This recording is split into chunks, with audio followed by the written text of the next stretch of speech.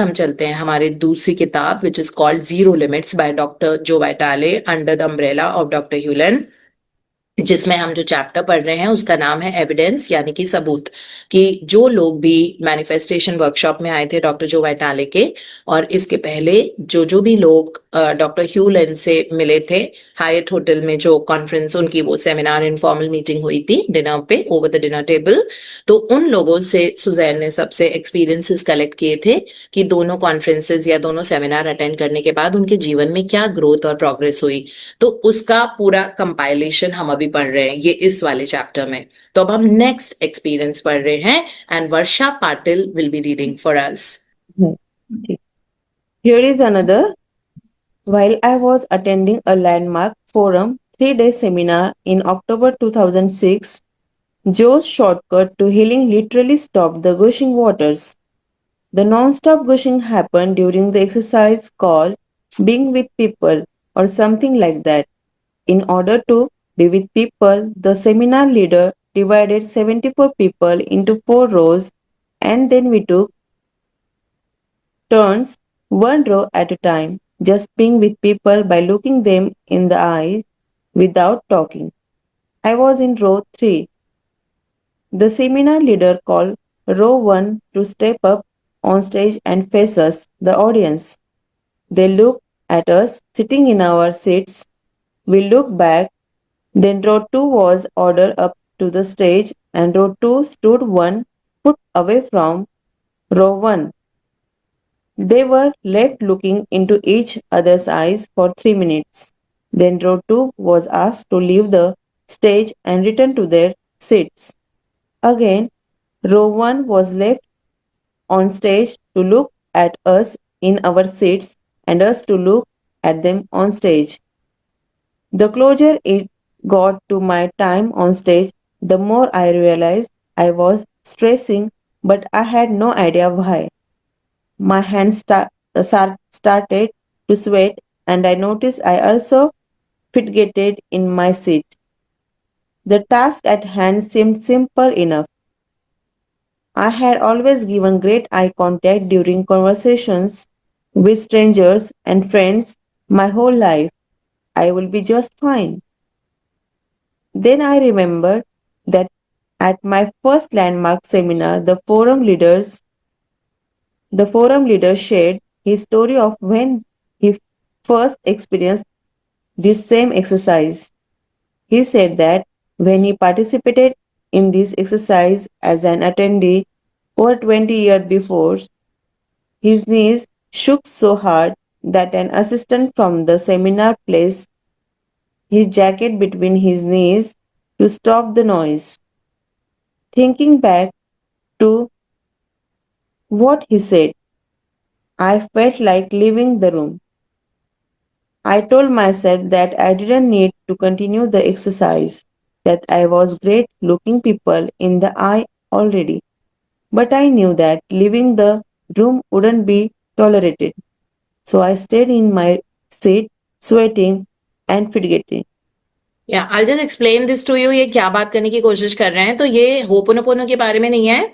ये जो फीमेल अपना एक्सपीरियंस बता रही है, ये बता रही हैं कि कुछ कुछ समय पहले वो किसी लैंडमार्क फोरम में गई थी, है ना। लैंडमार्क फोरम एक ग्रुप होता है जहां पे सेल्फ ग्रोथ और सेल्फ डेवलपमेंट और इस तरह की एक्सरसाइजेस होती हैं।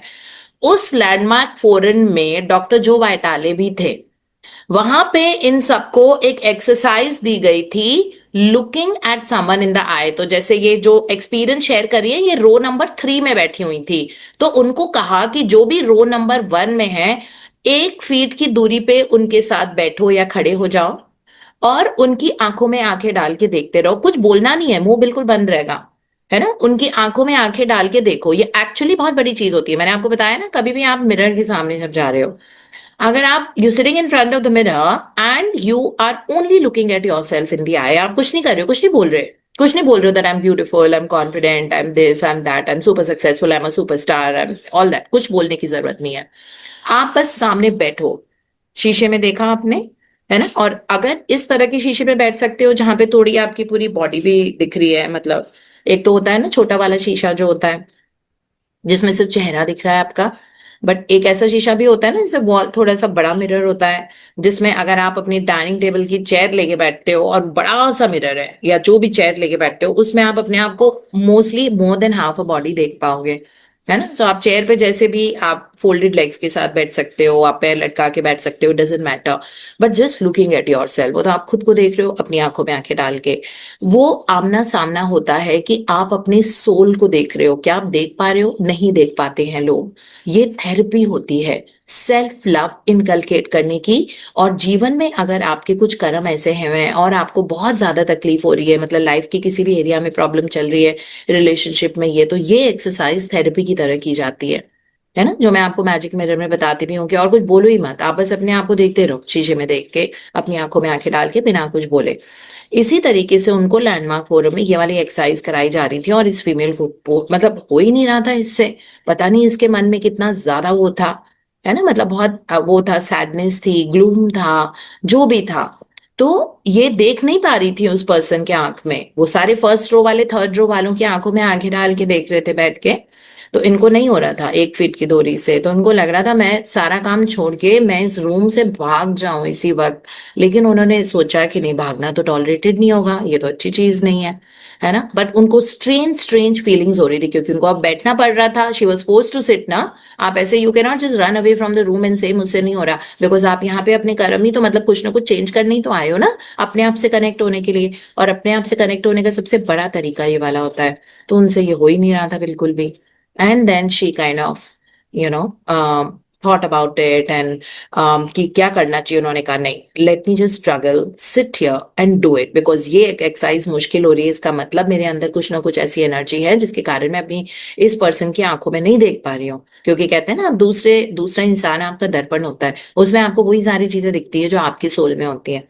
तो ये बड़ी एक्सरसाइज उसको डिफिकल्ट लग रही थी, और वो बहुत फिजिट कर रही थी। फिजिटिंग का मतलब होता है ऐसे ऐसे हिलना डुलना, एक जगह टिक के नहीं बैठना। उसको स्वेटिंग हो रही थी, उसके पाम स्वेट हो रहे थे, है ना, हथेलियों में पूरा पसीना आ रहा था। ये सारा अभी तक हमने पढ़ा है। हाँ जी, अब आगे। The first time my row was invited on stage was to stand 1 foot away from another row and look into their eyes. Wave. I don't have to look at 50 people. I just have to look at one.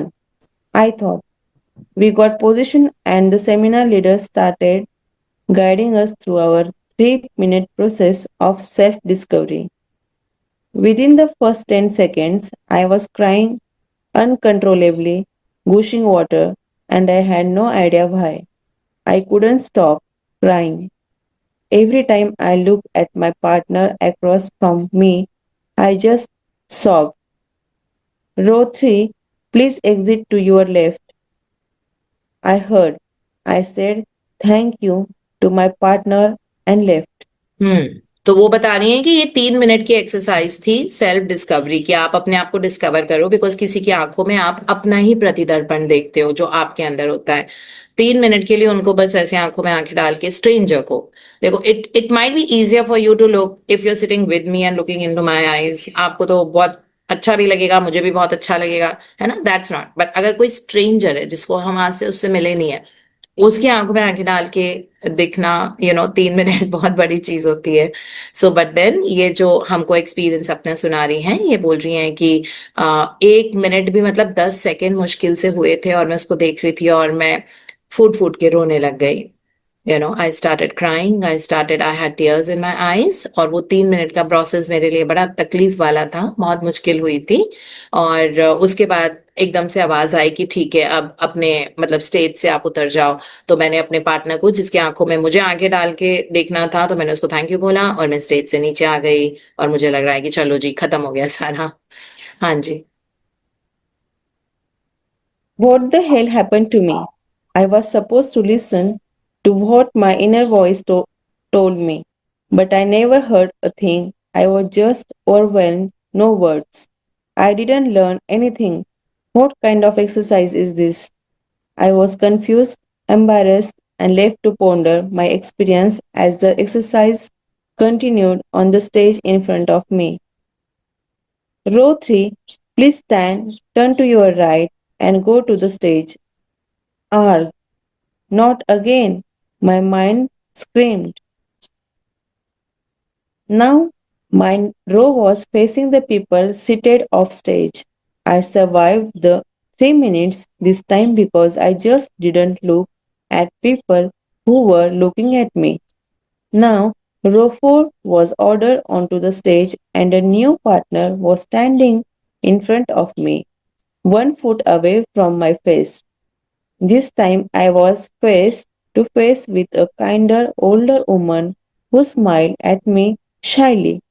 Okay, I think I can handle it this time, I told myself. But then the tears started gushing as soon as the exercise began. Each time I looked into my partner's eyes, the tears just gushed and I turned away. She quietly tried to comfort me by telling me everything was going to be okay. I was embarrassed and confused by my unexplained tear gushes.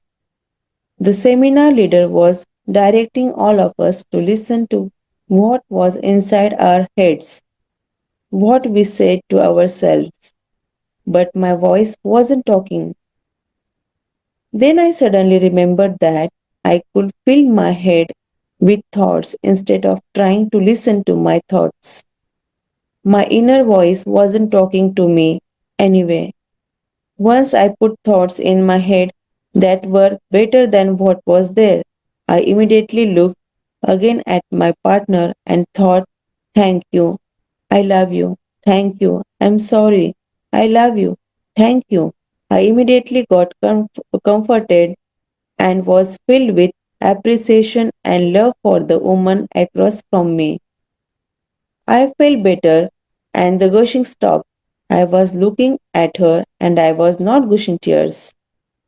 To my surprise, my partner started crying. Tears started streaming down her face and her head started shaking slightly back and forth as she whispered, now you are making me cry. I just kept sending her my private thoughts.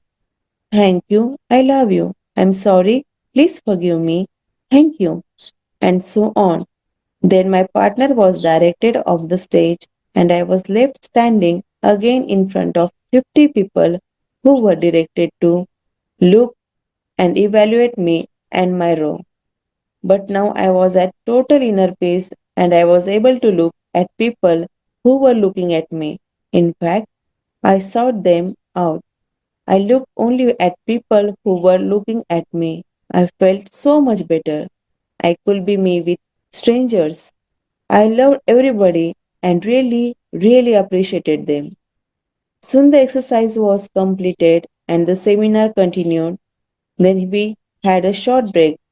The kind woman who had been my last partner sought me out and we talked about our experience. I told her I was obviously scared of people, but I never knew it.